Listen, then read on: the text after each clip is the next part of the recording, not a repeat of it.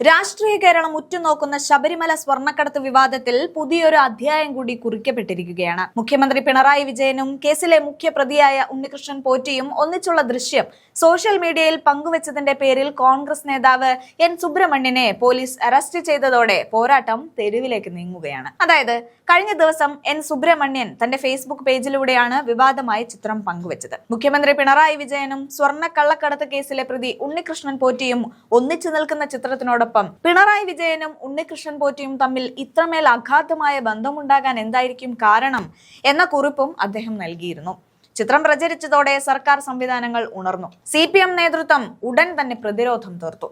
ഇതൊരു യഥാർത്ഥ ചിത്രമല്ല, മറിച്ച് ആർട്ടിഫിഷ്യൽ ഇന്റലിജൻസ് അതായത് AI ഉപയോഗിച്ച് നിർമ്മിച്ച വ്യാജ ദൃശ്യമാണ് എന്നായിരുന്നു പാർട്ടി സെക്രട്ടറി MV ഗോവിന്ദന്റെ വാദം. ഇതിനു പിന്നാലെ പോലീസ് രംഗത്തെത്തി. ലഹളയുണ്ടാക്കാൻ ശ്രമിച്ചു എന്ന ഗുരുതരമായ വകുപ്പുകൾ ചുമത്തി സുബ്രഹ്മണ്യനെതിരെ കേസെടുത്തു. എന്നാൽ മുഖ്യമന്ത്രിയുടെ ഔദ്യോഗിക ദൃശ്യങ്ങളിൽ നിന്നുള്ള സ്ക്രീൻഷോട്ടാണ് താൻ പങ്കുവച്ചതെന്നും അത് യാഥാർത്ഥ്യമാണെന്നും സുബ്രഹ്മണ്യൻ ഉറപ്പിച്ചു പറഞ്ഞിരുന്നു. ഈ അറസ്റ്റിലൂടെ പ്രതിപക്ഷത്തിന്റെ വായ അടപ്പിക്കാമെന്ന സർക്കാരിന്റെ മോഹത്തിന് കനത്ത തിരിച്ചടിയാണ് മുതിർന്ന കോൺഗ്രസ് പാർട്ടി നേതാവ് കെ സുധാകരൻ നൽകിയത്. സുബ്രഹ്മണ്യൻ ചെയ്തത് ശരിയാണ്, അദ്ദേഹം ഒരു കളവും പറഞ്ഞിട്ടില്ല എന്ന് സുധാകരൻ മാധ്യമങ്ങളോട് തുറന്നടിക്കുകയാണ്. ഇവിടെ യാഥാർത്ഥ്യത്തെ മൂടിവെക്കാൻ പോലീസിനെ ദുരുപയോഗം ചെയ്യുന്ന ഇടതുപക്ഷത്തിന്റെ രീതി കേരളത്തിൽ നടക്കില്ലെന്നും അദ്ദേഹം മുന്നറിയിപ്പ് നൽകുകയാണ്. പോലീസിനെ ഉപയോഗിച്ച് നേതാക്കളെ കേസുകളിൽ കുടുക്കി ഒതുക്കാമെന്ന് ആരെങ്കിലും കരുതുന്നുണ്ടെങ്കിൽ അത് വെറും മിഥ്യാധാരണ മാത്രമാണെന്ന് സുധാകരൻ പരിഹസിക്കുകയും ചെയ്യുകയാണ്. കേരളത്തിലെ കോൺഗ്രസ് പാർട്ടി ഒന്നടങ്കം സുബ്രഹ്മണ്യനോടൊപ്പം നിൽക്കുമെന്നും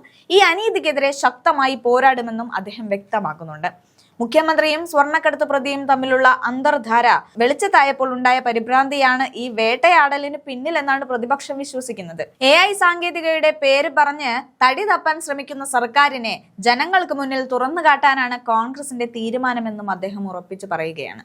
എന്തായാലും അദ്ദേഹത്തിന്റെ ആ വീഡിയോ നമുക്കൊന്ന് കണ്ടു നോക്കാം.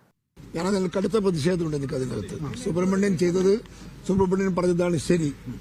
അദ്ദേഹം ഒരു കളവ് പറഞ്ഞിട്ടില്ല, യാഥാർത്ഥ്യമാണ്.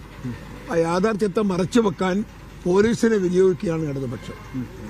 അതുകൊണ്ട് പോലീസിനെ ദുരുപയോഗം ചെയ്തുകൊണ്ട് കോൺഗ്രസ് നേതാക്കന്മാരെ ഇതുപോലെ കേസിൽ കുടുക്കി ഒതുക്കാമെന്ന് ആരെങ്കിലും ധരിക്കുന്നുണ്ടെങ്കിൽ ആ ധാരണ മിഥ്യാധാരണയാണ്. നടക്കാൻ പോകാത്ത കാര്യമാണ്. ഒറ്റക്കെട്ടായി കോൺഗ്രസ് പാർട്ടി, കേരളത്തിലെ കോൺഗ്രസ് പാർട്ടി സുബ്രഹ്മണ്യനോടൊപ്പം നിൽക്കും.